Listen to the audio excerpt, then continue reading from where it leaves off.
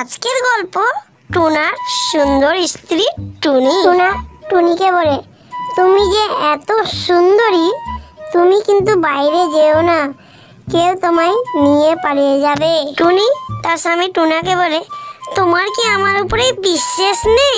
তুমি জানো স্বামী স্ত্রী সম্পর্ক বিশ্বাসের উপরেই নির্ভর। টুনা টুনিকে বলে, না গো না, তোমার উপরে আমার অনেক বিশ্বাস।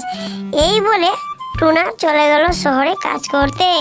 এদিকে যজ্ঞ কাক তালে আছে কি কখন টুনা যাবে, যে তার স্ত্রী টুনিকে নিয়ে আমি পালাবো।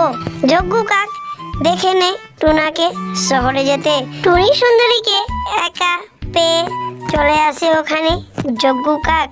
যজ্ঞ কাক বলে, কি গো টুনি, তুমি কেমন আছো? দেখছি তুমি তো ইদানিং খুবই রোগা হয়ে গেছো। টুনি যজ্ঞ কাককে বলে, আমার স্বামী বাড়ি নেই, তুমি কিন্তু এখান থেকে চলে যাও। যজ্ঞ কাক বলে, আমি তোমাকে সুখে শান্তিতে রাখবো, তুমি এখানে কি করছো এত কষ্টে? আমার কোনো কষ্ট নেই এখানে, তুমি যাও।